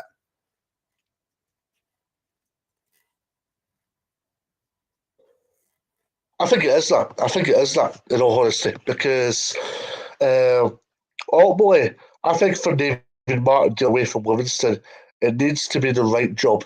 It can't just be a job to fill a bank balance. I think it needs to be the right job for David Martindale. And I think that's the right way to go about it, because you see a lot of managers now that are going into jobs, and it's quite simply to fill bank balances and make sure they get wages and make sure they're paying pensions off. But David Martindale is definitely a long road at Livingston. He's there. He's been there for a long time, and a lot of the progression under for Livingston in the last decade has been thanks to David Martindale. First and foremost, primarily as assistant to guys such as John Maguire and Gary Holt, but secondly, afterwards, being a manager in his own right, seeing the club through some tough times such as COVID, but also having him competitive, having him in contention for European football, and having him beating sides such as Rangers and Celtic and being competitive against them. I mean, Celtic ultimately ran the role roost over him the last time, but that wasn't without a fight from Livingston, that's for sure. And you look at this and say to yourself that he was like with the Fleetwood job, but that just never materialised. It probably just wasn't right for Martindale, and I applaud the approach and the method that he did in regards to that. And that's the thing. He was never going to get a Rangers job, not because he's not a bad manager, it's just because the magnitude of the job would have been a little bit too much for Martindale. Yeah. It'd have been too big for Martindale. For me, Graham's unfortunately off the show now, he'd have been better suited for a Hearts job or a Dundee United job. Or now, there's Johnson. A lot of people. Versus Johnston, yeah. There's a lot of people going complete nonsense. But at exactly the same time, David Martindale has been tough in notorious venues and hostile venues such as Tynecastle, Tannadice, McDermott, Dingwall even, and got results. And that deserves huge admiration from me. And don't forget, he was only, 15 minutes away from getting all 3 points at Ibrox? Not even that. Last 3 minutes. Because Rangers scored in injury time. Yeah. So, you know, but I mean, I think David Martindale has been overlooked. But in saying that, Dave, and this might be a controversial statement, what I'm going to say here, but if David Martindale was at a bigger club, the likes of Aberdeen, say, right, and he was touted for or spoke about for another job, it would have been away by now. But do you think it's because of, as you were saying earlier on, but do you think it's because it's Livingston and they've not got a big fan base? Or it's an interesting talking point because I'll compare Martindale to other managers here. Jack Ross went from St Mirren to Sunderland. And I'd argue that St Mirren and Livingston are two similar clubs. Jim Goodwin obviously went to Aberdeen from St Mirren. Now, is Jim Goodwin looking at that job and said, I want to be at Pittodrie in the long term? Or is Jim Goodwin looking at that job and said, I want to go to England? It's an interesting concept. And Robbie Nielsen's went from Hearts to MK Dons, but you can argue Hearts are a bigger club than MK Dons. Who else is there? Callum Davison? No, I was ready to go to Callum Davison in a minute, but Paul Heckingbottom, because he was at Leeds and went down to Hibs, but Callum's another one that's a little bit struck off for me, considering what he did in the double season. I think Callum Davis is a top manager. I think last season was a little bit of a write-off. But in terms of your point, because I'm getting a little bit sidetracked here, in terms of your point, I do think it's because of the size of the club. And I don't think enough clubs take enough notice. Now, David Martindale's got a home to behold. It's not a house for David Martindale. Tony Macaroni ain't a house for Martindale. It's home. He can basically sleep there if he wants to because he's so familiar to how it operates. I think he's moved in. Probably. So all the teams were away during the winter break, the World Cup break, right? But David Martindale was not him, but Livingston was away to Turkey in the plague. I think it was Everton during that time. And if you were a Livingston fan, you would be very happy for David Martindale to say this, Dave, right? Because he basically told Livingston TV that one day Livingston could be into Europe. I think they can be. And we've actually spoken about it on the show and said, Livingston have a great opportunity to reach European football. I just think they've lacked a bit of experience or a bit of accountability or a bit of judgment or that goal here and there in order. I think that's been the defining line behind Livingston not getting Europe. I mean, they were a 93rd minute equaliser from Motherwell away from reaching the top six last year. They've reached the top six before, but it just fell short. I think Livingston have the complete package this year. They've got Joel Newbley back. They've got a good cohesion. Midfield-wise, they've still got the same core of players. Defensively, not much has changed. Goalkeeper, changed the goalkeeper about, but Jamal George looks a really, really good shot stopper. There's a lot going right about Livingston just now. It won't be that continue. Yeah, no, exactly. And also, David Martindale says, but it will be good to get back to business, and it'll be good to take 3 points first and foremost on Saturday against Dundee United. Right. So if you're just tuning in and you're thinking to yourself, why is Michael and Dave not spoke about the Marvel St Mirren game? Haha. If you haven't know, the game is off tomorrow at Fir Park.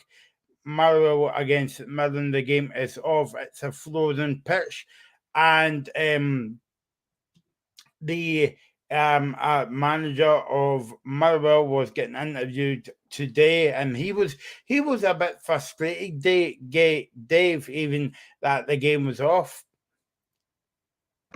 And I can understand why, because you spend a month, and I'll reiterate, a month preparing for this game, because we've had a winter shutdown now. Stevie Hamill will have had an idea on the other games coming up within the festive period, but it's the old cliche of one game at a time, and his priority would have been on tomorrow. On Monday morning, his first impression would have been, let's focus on Saturday. Let's get 3 points. Let's get ourselves up the table. That same scenario would have been happening on Tuesday morning at training. Wednesday, the weather deteriorates a little bit. Obviously, the problems at Fir Park have been well documented. Thursday, as Ham alluded to, there was a tinge of uncertainty around it. And then obviously the game gets called off this afternoon. But the fact that it's took so long is that there is that worry, because ultimately you want your players to be professional, you want your players to be diligent, and you want your players to get on with the game in hand. You want any external factors getting in the way, such as frozen drainage or frozen boilers or whatever have you, or frozen pipes, pardon me. You don't want that getting in the way. And that's the problem for Motherwell. Motherwell's a real community club. And you'd like to think they'd have got the volunteers in to sort that out. But Motherwell haven't been able to do that, and I'm afraid there was a lot of revenue as a result of not having the game tomorrow, because that is unfortunately going to be a midweek game tomorrow. A midweek game, pardon me, then, because Motherwell will have gotten a lot of revenue through hospitality, a lot of revenue through crowd gates, and you're not going to get that on a Tuesday or a Wednesday night, unfortunately. Then. Yeah, and I think it will be I think it would have been a big fan base, not even for Motherwell, but for St Mirren as well, because they take a good fan base, especially because it's just going to run the M8 as well. So there'll be a lot of disappointed men going to shops tomorrow, Dave, and get going to football. But there you go. Or maybe they'll just go to a pantomime. I'm not sure. Okay, so let's move on to Dave's game, and he's going up to the most coldest part of Scotland tomorrow, and yes, he's looking forward to the game. It is Ross County against St Johnstone. This could be not a bad game, Dave, that you're going to. Yeah, I'm looking forward to this one. I mean, Ross County are a side renowned for playing in the front foot. But so is St Johnstone this season. St Johnston's outcry last season was the fact they didn't get a lot of goals in the final third. It was the fact that they were scraping away 1-0, a lot of 1-0s, a lot of 2-0s, being tight at the back, but they were scraping away with a lot of well-earned victories. but they lacked that cutting edge, and sometimes they would get defeats because they maybe had a chance here or there where 15 minutes to go and the opening exchanges in the match and they just didn't tuck it away. So that was the problem for St Johnston's point of view. And I'm looking forward to this game tomorrow because I think it'll give us a good dimension of where both sides are at this stage in the season. And I mean, you look at this game and there's been some cracking games now. I've covered a few Ross County St Johnstone's now, Michael, and there was a 1-0 for St Johnstone. Ultimately got St Johnstone at the top six for the first time in 5 years under Carl Davidson. That was Davidson's first season in charge, the season in which they won the double. I covered the corresponding game up in Perth 12 months ago, which Ross County won 2-1. Ross Calkin scored in that game, actually, but unfortunately he's out for Ross County. Just before I continue, I've been to Ross County's ground. I've never been to see Ross County play. I went to see them when they were playing. I've been to see them when they played Devon Vale, a high league side from up in Bath. But that was when Ross County won the championship. I've never seen Ross County play a Premiership game before. And funnily enough, the season which they played Devon Vale, that was the season after they reached the Scottish Cup final but could beat Dundee United. So I'm looking forward to going back to familiar territory tomorrow. But as for St Johnstone, I'm looking forward to see how they get on. And Wayne Gordon, Carl Davison, pardon me, was in the Courier today saying that St Johnstone, they were a little bit disappointed they didn't build the momentum because St Johnstone were going great shakes before the winter break. They obviously beat Rangers and got some fairly decent results. And they went to Easter Road and beat Hibs as well. St Johnstone were in a real good place. And Carl Davison was a little bit frustrated. The World Cup break came at the wrong time from their point of view. It'll be interesting to see how they get on tomorrow because Ross County have picked up a bit and sides went up to Dingwall last season and found it very, very tough. So I'm looking forward to see how this one gets on. I'm looking forward to seeing Ross County because I've seen Ross County earlier in the season and I wasn't impressed with them. They had to show a bit of resilience and character and get a 1-1 draw. And they always won the penalty shootout and Markey did play a second string side, but I was a little bit disappointed with Ross County. But I never got to see the full Ross County side of that day in question, if I'm going to be honest with you. They still had players to come in, they still had players coming back from injury, and they were far from the finished article as far as I was concerned. I think victory is such a St Mirren when they won 3-2. They gave Hearts a very good run for their money as well. They gave Hibs a good run for their money. Shows where Ross County were at. There's been similarities between last season and this season because last season it took Ross County a while to get going, and then Regan Charles Cook was formidable in guiding Ross County into the top six. And this season they've signed a couple of Canadian players, and that's obviously helped Ross County get to the position they're in right now. And I think tomorrow's a big game for Ross County because you look at other teams in the table. Dundee United are going to a notoriously tough venue in Livingston, and Kilmarnock are going to Tynecastle. So it'll be a massive 3 points for Ross County if they can pull clear. Also, if St Johnstone can go and win this tomorrow, it pulls them clear of the bottom 3 teams, but at exactly the same time, it knocks on the top 6 door if St Johnstone can go and win tomorrow. I mean, I know you were saying that Callum Davison called the coup there about the World Cup came at a bad time. It really did, Dave, because they had a few decent results, but also that result, it kind of led to Van Bronckhorst losing his job, you would say, when they beat Rangers up at McDermott Park. Absolutely, but I'm not gonna reference your question and speak thoroughly on Rangers. I think it's important we go and focus on St Johnstone because I actually didn't realise this. They're sixth at the moment. They're in a very, very good position. You look at the table. Has St Mirren's bubble burst? That's the big question. Hibs are deteriorating, as we've mentioned. Motherwell aren't exactly great, and obviously the bottom 3 takes care of itself. And exactly the same time here, Michael. If Ross County wins this, if Ross County wins this game tomorrow, there's a 3-point gap between Ross County and St Johnstone.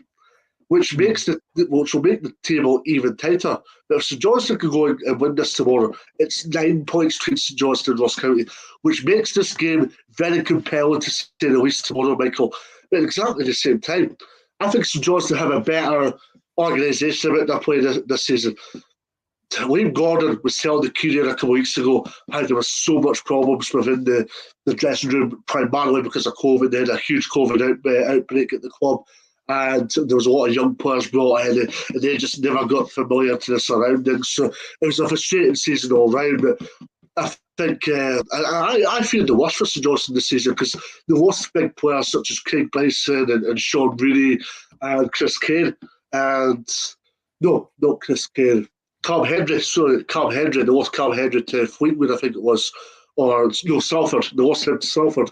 And I feared the worst because that was 3 big players. But Nicky Clark and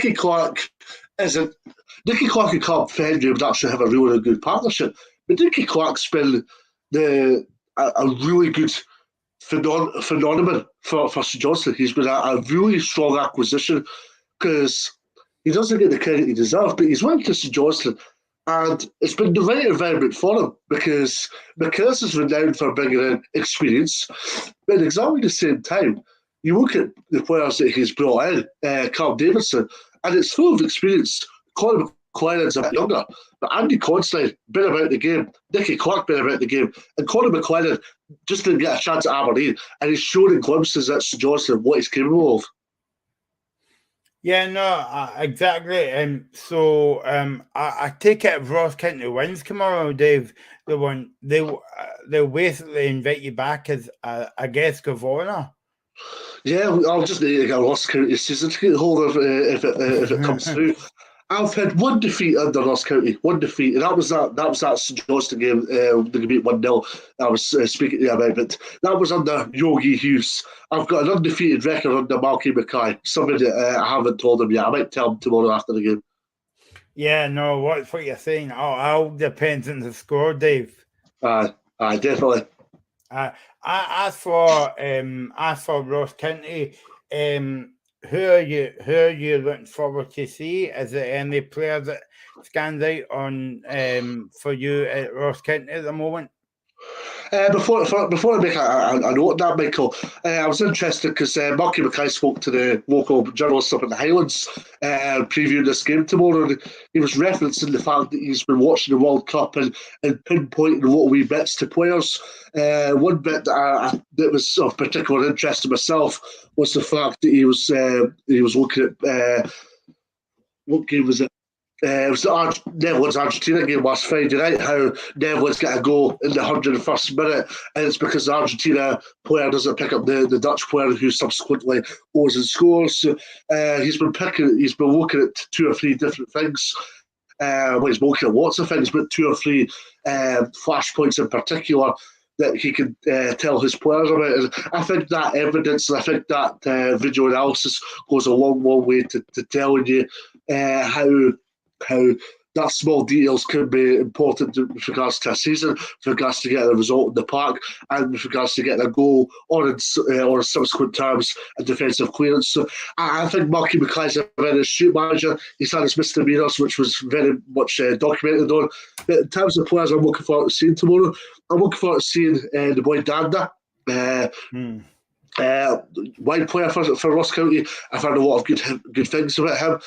He gets to the ball, he drives the defenders, he's got a tenacity about him, he'll expose opposition backlines. So looking forward to seeing him tomorrow. Jordan White, capable of scoring goals. He's got a physical presence about him. He's very, very good. He'll get into some good areas and shown time and time again how he can pop up with a goal out of nowhere. And that's the thing, Ross County, they're not an arrogant side, but they're a confident side. They're a side that show a lot of character about their play, and they're a side that can go get a goal out of nowhere, and they can be a big threat. Jaco, I've been very impressed on Iakovite and Keith Watson. I think they're a strong defensive partnership. Keith Watson's been in Dingwall for a long time now. He's now the captain of the club and a real leader for the Staggies. I do like Calc as a pinpointed earlier on, but unfortunately he's coming out tomorrow through injury. Iakovite, he's came out to Scottish football and did very, very well for himself. Jack Baldwin, another strong centre half. and they've got Ross Laidlaw, a very, very good goalkeeper, who I was surprised bigger move a season ago, because he was a fantastic goalkeeper for Ross County, and I was surprised he didn't get a move, and Ross County have done tremendously well keeping him on board, at least for a couple more seasons. I was, I don't know if you probably heard me mention this a few times on the show, Dave, and I know Hamilton's in the Championship now, but when I always speak about Ross County, and I would say Livingston as well, when I always speak about them, I always refer them to Hamilton as well, because I feel as though that they're a very hard-working team, whether it's like home or away. They might not be the most attractive team to watch, but they are a very hard-working team, especially when they go to Parkhead and Ibrox as well. Yeah. I think Ross County have a lot going right about them. I think they've got a good solid base defensively, and I think that's the defining moment or the defining factor behind Ross County doing so well in the last few seasons. I think it is because they defend well. They get to good areas. They defend well, and then they lead from the front.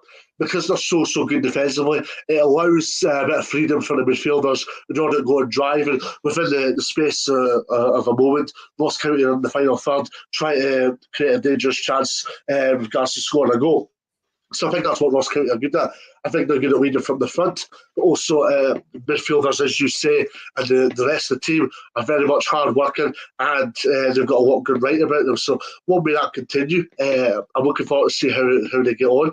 I'm also looking forward to seeing the guy Awura Edwards, because he's been on the bench lately, just the adaptability. Period, just because also Jordan White had been going through a bit of a purple patch lately, but Rory Edwards is a very good player for Ross County, and can pop up with a goal here and there. He's quite good in terms of he can play number 9. He can also play out wide as well. So he's got an adaptability about him. He's got he's got a utility about him as well. So Ross County have a lot good right about them, and I think that's been the difference for them. You see other sides of the Premiership years go by and now that maybe have a good player or 3 or 4 good players, but maybe they have an ego in their squad as well. And that's the thing. I think there's a lot more of a resilience for Ross County. I think there's a lot more of a cohesion. There's a lot more of an organisation about Marky Mackay's side as well. Okay, so that is your weekend's Premiership action this weekend as well. Dave, you mentioned about the World Cup there, and obviously we were disappointed that Scotland's not in it as well. And basically, they were going to move on to the World Cup now. And obviously Scotland's not in it, as I said, very disappointing. But big weekend for the World Cup. I still can't believe we're talking about the World Cup the week before Christmas, but nevertheless, before we go on to the World Cup, and I know this is a sports show, Dave, but let's just take a few minutes about the World Cup overall, because, and I'm not talking about the football here, because I wrote an article during the week about what is a legacy about the World Cup, because when we talk about like the World Cup, the Commonwealth Games, the Olympics, we always speak about what's a legacy of the games, what's it going to leave that country in terms of money, in terms of exposure and all that. But when it comes to talking about the World Cup, there's no any legacy at all, Dave. Well, let's be honest, it's nowhere near. If you don't mind me asking, how old are you, Michael? I would like to say I'm 21, Dave, but I'm actually 39. Right, okay, so you've seen a few World Cups. God, excuse me. You've seen a few World Cups. Sorry, this is completely unprofessional, but you've seen a few World Cups in your time. Right? Do you want to start the show again, Dave? No, we've only got 27 minutes left. Yeah, you've seen a few World Cups in your time. Italia 90, just absolutely brilliant just in terms of the players we've seen and the quality and show and the goals that were scored. And Italia 90 now, I'm much younger than yourself, unfortunately, but yeah, there was a lot of quality that came with Italia 90. From a Scottish football point of view, France 98 was absolutely brilliant because, well, first and foremost, it was the last time Scotland were involved in a tournament of that magnitude outside the Euros, of course. But yeah, I just think there's a lot going wrong about this year's tournament. Now it was a farce long before it started because obviously there was the LGBT scenarios. There was obviously Xander Murray, who plays for Gallifreyan Rovers, going on Good Morning Britain and explaining that obviously it's unfair that captains are getting refused to go wear LGBT armbands, which I felt was a little bit disrespectful. I know Qatar has done rules in their own ways of doing things, and you've got to respect that, but at exactly the same time, it's a football tournament. It's the biggest football tournament in the world that you're up against here. And that's the thing. If you're going to host a tournament of that caliber and that magnitude, you need to do everything to the button. You need to do everything to the letter, and they didn't do that. And this is what has frustrated a lot of people. So yeah, incredibly frustrated from that point of view. And yeah, when you look at everything and take everything into consideration, it's just very, very poor. The quality of football has got better as the games gone on. If you look at some of the group stage games, we were all speaking about the group chats and platforms and forums and so forth and saying games were poor, games were boring.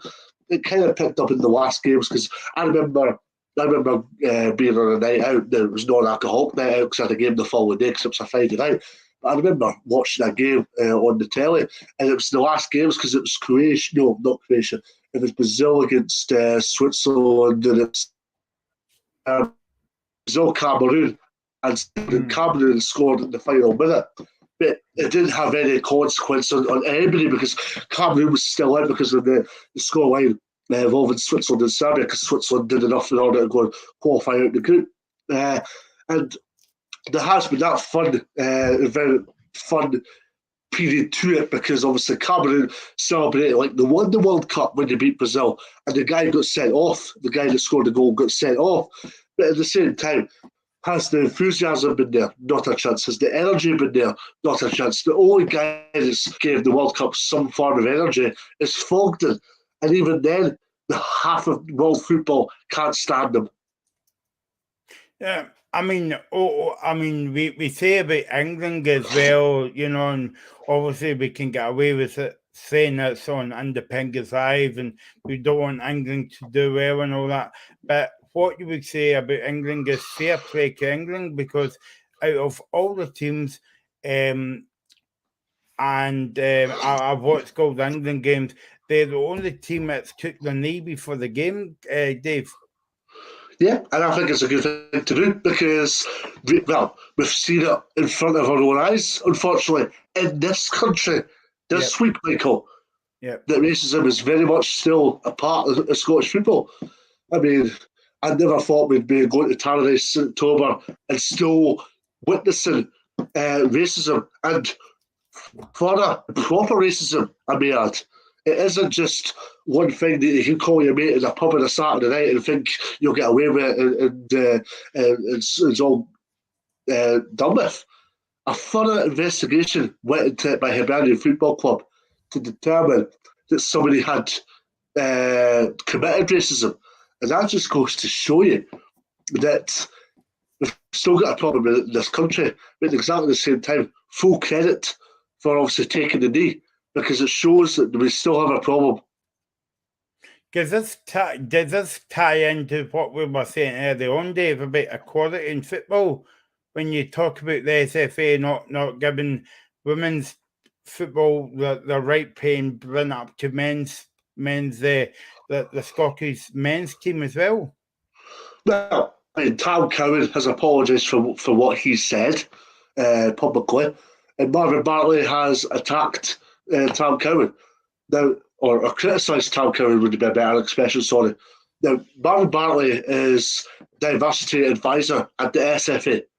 Mm-hmm. Will there be any sort of repercussion coming Radio Scotland's way, or the broadcasters' way, Hibernian's way? I can't see any conclusion to this, I'm afraid. Okay, let's leave that one there because I think we'll come back to that one, Dave, because we seem to talk about this every few weeks on the show.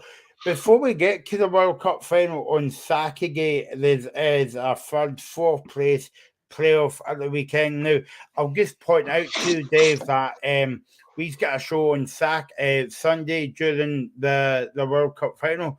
So we'll be on talking about the weekend's games, and we'll be bringing you up to speed with Argentina and France in the World Cup final. It's going to be a bit weird, Dave, because a World Cup final on Sunday afternoon, it's usually the World Cup final on a Sunday night, but there you go.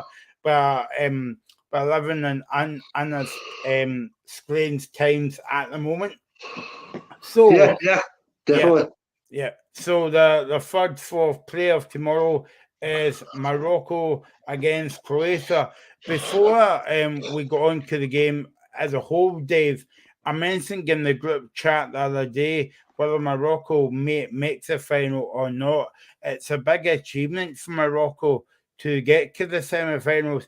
And I mean, if you speak about Morocco and compare that to Scotland, you're thinking to yourself, well, you know, no disrespect to Morocco in football, they must be good to reach the semi-finals.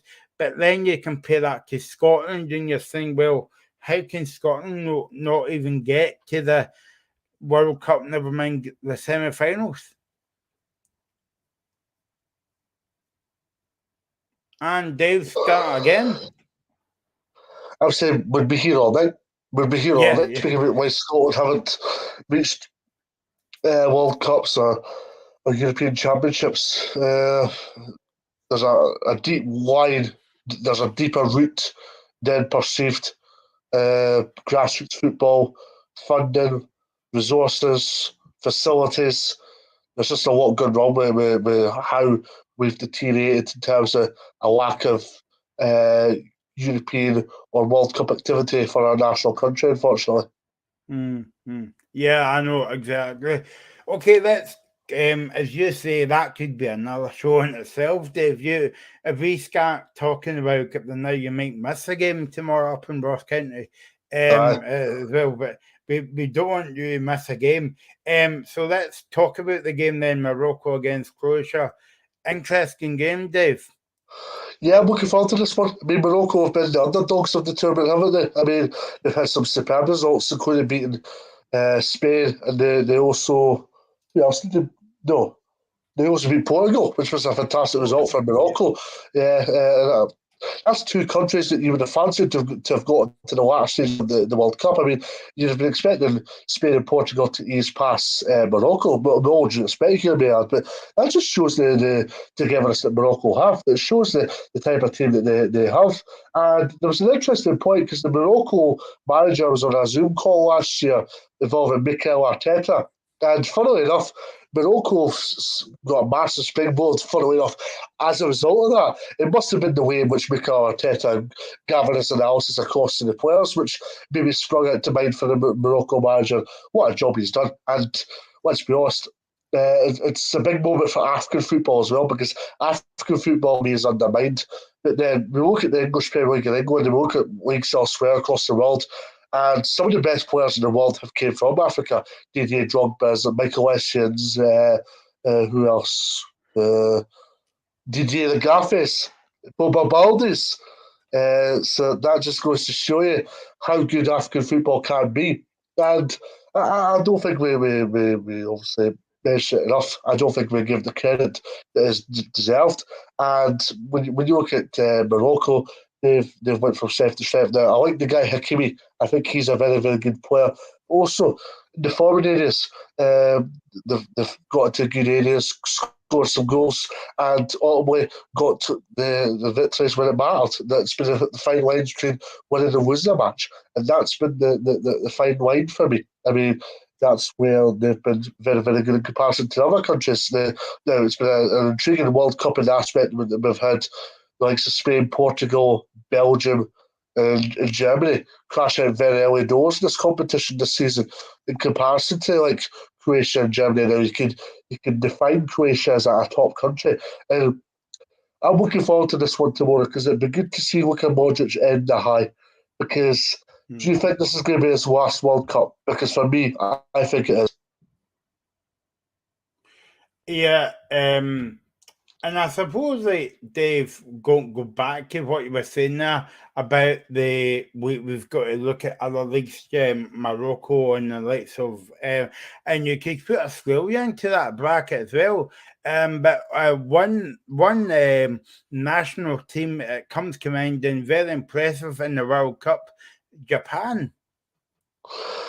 Yeah, Japan were very, very good as well. I mean, it was well documented the players from Celtic that weren't there, but I can understand why they weren't there because some of the performances. I thought Daisy Maeda had a very, very good World Cup. I thought he was tremendous for Japan. I thought he got to some very, very good areas and scored some goals. No, he didn't score actually, but I thought he got some good areas and helped the team massively. I think a good solid base. So yeah, they did very, very well for themselves. But go back on to Croatia, and I think it's a massive game, primarily for Modric, because let's be honest, does he have enough in the tank left? Now, age is just a number, but at exactly the same time, I think Luka Modric's status could be deteriorated. Not that Modric has deteriorated as a player, his numbers as a player has deteriorated just because obviously he's getting older, unfortunately. And Croatia's seen some fantastic players in their day, but Modric is up there. He's probably one of the, if you were to do a top 10 list for Croatia's all-time players, Luka Modric would most certainly be on that list. I'd say he's probably top 5. If you were asking me who's the best players in terms of who's played for Croatia, I'd say he's probably in the top 3. So yeah, that's how highly I rate him. At exactly the same time, I'm interested to see how Croatia get on tomorrow to see if they're a one-man team or if there's threats from elsewhere. Because I'm a big believer, Michael, that if you've got one fantastic player, it helps the team. Whilst if you take a sole link out the team, it can debilitate a team. It's going to be interesting to see how they get on. Another player that stepped up to the mark and he's probably going away from Celtic in the new year is Joseph Aranovic. He's been outstanding. I think he's in a terrific World Cup. Yeah, he's been outstanding this year. And as Andy Postecoglou was asked that at the press conference today, and he says he's represented Celtic in a good way. Yeah, he has 100%. I mean, it was very, very good from a Celtic point of view, having players go over. Because let's be honest, Scottish football's had a healthy number of players going across to represent their countries in the World Cup this year. Celtic included, obviously, they've had Maeda and Juranovic, and they've had number 2 players, as you say there. But yeah, I think Juranovic has done his chances of going across there in the world are good. And let's be honest, Celtic have speeded up the process of bringing in Alistair Johnston from America, and I think they are prepared for bids for Juranovic, especially from Atletico Madrid in January. And it will need a miracle, I think, for Juranovic to still be in the east end of Glasgow beyond January. How much do you think he would go for, Dave? I'm putting you on the spot now. 4 million. 4? 10 million. 10 million, yeah. Okay, maybe pick up a wee bit more, maybe? 15. Okay, I'm not going to get anywhere with, yeah, so yeah. But how much do you think he's worth? Well, going by because he went to the third, fourth playoff, I would put him up to maybe about 16 million. Oops, Davis. Yeah, so I don't know. Maybe that's Joseph Aranovich at the door, but yeah. So that's my comment about Joseph Aranovich maybe leaving Celtic in the new year, because he's actually done a fantastic job, not only for club Celtic bit closer this World Cup as well. He's actually came up against some of the world's top players as well, but also Celtic has got Alistair Johnson in the door as well. So I'll be interested to see if he goes. But I'll tell you something, Dave. Celtic would have did well to hang on to him past the transfer window. Yeah, 100%. I mean, I think Juranovic carries a lot of quality, but also he's improved his game massively under Ange Postecoglou, and that might be the defining factor behind him staying in Celtic or not. But at exactly the same time, if he goes with the best wishes of every Celtic supporter, because ultimately you want to see success stories coming out of Celtic, but also you want to see players stay at a club for a long term. Also, you want to have success stories, because Celtic have had those over the years. Stuart Armstrong, Ryan Christie, the latter did go to a couple of disgruntled, well, more than a couple, to a group of disgruntled Celtic supporters. But exactly at the same time, Ryan Christie was a huge revelation whenever he pulled on the green and white hoops. So Juranovic is another one, and it shows how Celtic managers have a belief in their players and how they can progress and get bigger moves. And I suppose, Dave, it puts not even Celtic in a good light because of the Juranovic did so well, but Scottish football as well. Yeah, 100%. I mean, Scottish a great light. I mean, the World Cup documented that, because Hearts obviously had a few players that were representing their country. Dundee United did. Who else? St Mirren, Keith Bacchus. He obviously represented Australia. So we've had signs and we've had tribulations that players have represented their country with distinction and done very, very well in that regard. And what may that continue? Because the better we have players representing our countries and representing our nations, the better. Obviously, we'd like Scotland to be in the World Cup a lot more. But if we're bringing in players from elsewhere, they're using Scottish football as a landscape or a springboard to representing their countries international or European level, there's only a win-win. Okay, let's move on to the big game on Sunday then, the World Cup final, of course, at 3 o'clock. Argentina against France, Dave. This would be a very interesting game. Yeah, I'm very much looking forward to this one, because you've got a France side that will have a degree of pressure behind them, because obviously they won the World Cup 4 years ago. And whenever you win a World Cup, there's always that pressure to obviously win it again or maintain it, because ultimately, whenever you play a side and you're obviously the recipients of the trophy, every game's your cup final, because everybody's putting pressure on you. Every team knows what you're up against. Every team is familiar with how you're playing, because there's been that sense of coverage about you.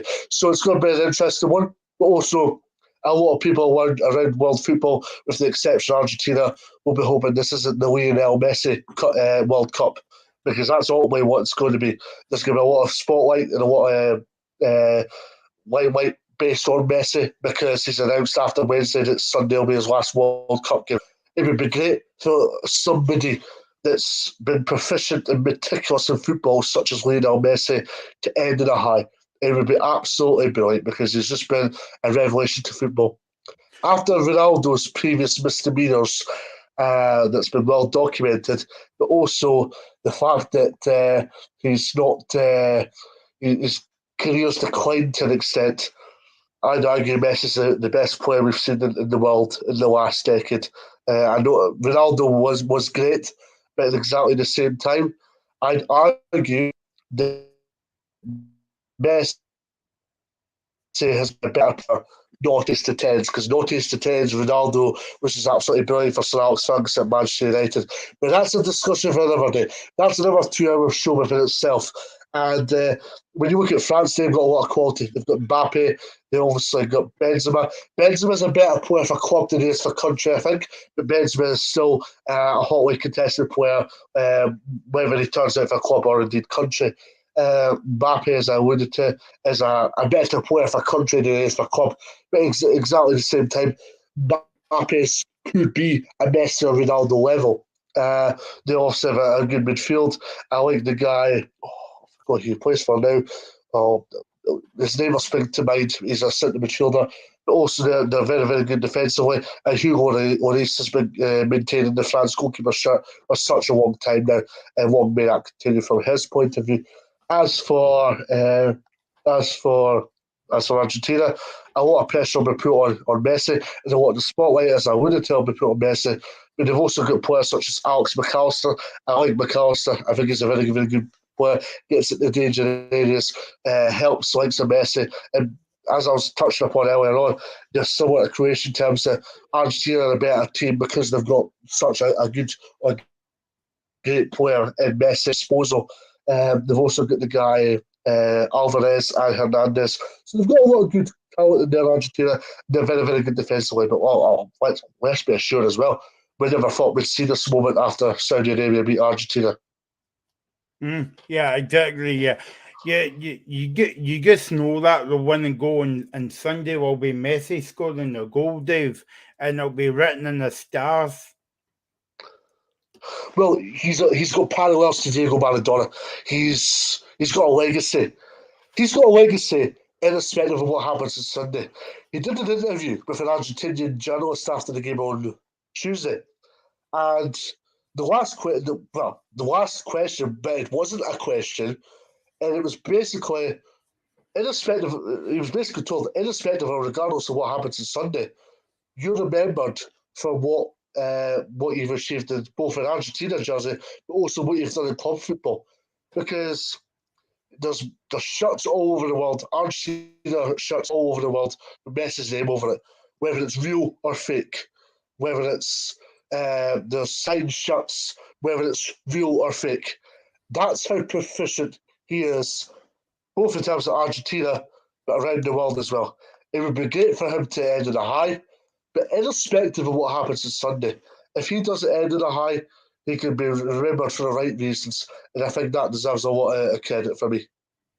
Yeah, no, I would agree. But if they don't win the game or on Sunday, it'll be disappointing for Argentina and him.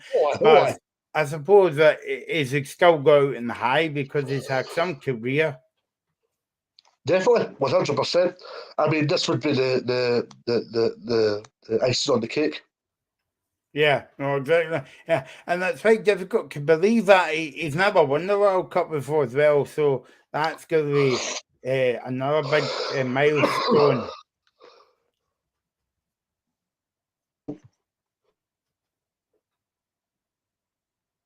Oops, we seem to have lost. Oh yeah. Yeah, you're having a good time tonight, Dave. I think it's because of Argentina more than anything else. I mean, Argentina's always had some good players, but I don't think they've had enough of a balance in order to go and help Messi achieve what he wants to do at an international level. He's achieved everything in club football, but there's that one missing object in international football, which is yet to be determined come Sunday evening. Okay, time to put your neck on the line, Dave. What do you think the score will be? Croatia will beat Morocco and France will beat Argentina 2-1. Yeah, I would like to see Morocco winning, but however, I think Croatia will be a bit strong for them. Nevertheless, a good achievement for Morocco to get to the four playoff. So I fancy Croatia to win that 2-1, I would say. And then on the final, I'm a bit torn, Dave, by the way. I would like to say Argentina will win that one 3-1. How about that, eh? Oh, that would be fantastic. Yeah, no, exactly. So, just a couple minutes on the show. Just a couple of things to tell you about over the next couple of weeks in the locker room. We'll be back on next Friday with the weekend preview. We'll be off on Boxing Day because, believe it or not, Boxing Day is on Monday. Well, Monday we wouldn't be on anyway. And during the next couple of weeks, we will have a League Cup final, a League Cup semi-final special, and the Scottish Cup third round special as well. More details on that coming up in a couple of weeks' time. Just to tell you very quickly, it's ice hockey. It's your game go to Bray tomorrow night because the Glasgow Clan is playing the Sheffield Steelers. And that is a 7 o'clock kickoff at Bray Head. So my thanks to Dave tonight for joining me. Thanks to Graham, and we'll be back on Sunday with the locker room and with the World Cup final. Have a good weekend. See you soon.